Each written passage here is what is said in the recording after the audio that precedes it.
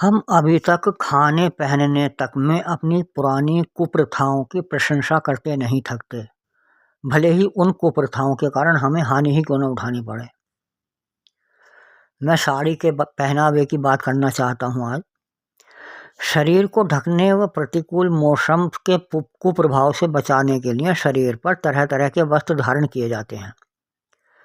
मेरी राय में शरीर के ढकने के मामले में महिलाओं के लिए साड़ी पहनना सबसे अधिक असुविधाजनक है,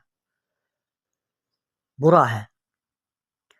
साड़ी पहनने से हवा चलने या पानी में उतरने पर महिला के शरीर की गोपनीयता भंग होती है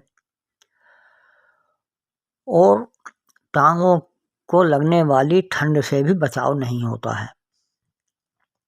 अन्य पहनावों में ऐसा नहीं है, वो सुविधाजनक भी हैं और ठंड से रक्षा करने वाले भी हैं। किंतु समाज है कि इसे भारतीय परिधान मानते हुए इसकी ही वकालत करता है। यहाँ तक कि अधिकतर स्कूल कॉलेजों में तो अध्यापिकाओं को साड़ी ही पहनना अनिवार्य कर दिया जाता है। आखिर ये रिवाज आया कहाँ से?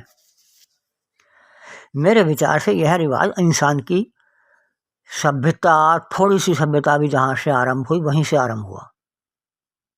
अर्थात आदिकाल से ही यह पहनावा रहा है, सभ्यता के आदिकाल से, और इसी के कारण हमारा समाज आज इस पहनावे पर गर्व करता है।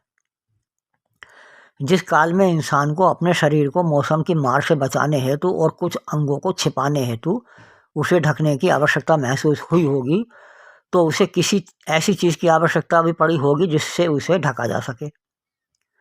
उस काल में वृक्षों की छाल व कुछ बड़े पत्तों के अतिरिक्त और कोई भी साधन इसके लिए उपलब्ध न था। अतः उसने वृक्षों की छाल व पत्तों से ही अपने शरीर को ढकना आरंभ कर दिया होगा। कुछ कालोपरांत उससे रस्सी बनाना सीखा और उस रस्सी से टाट जैसे वस्त्र का आविष्कार हुआ।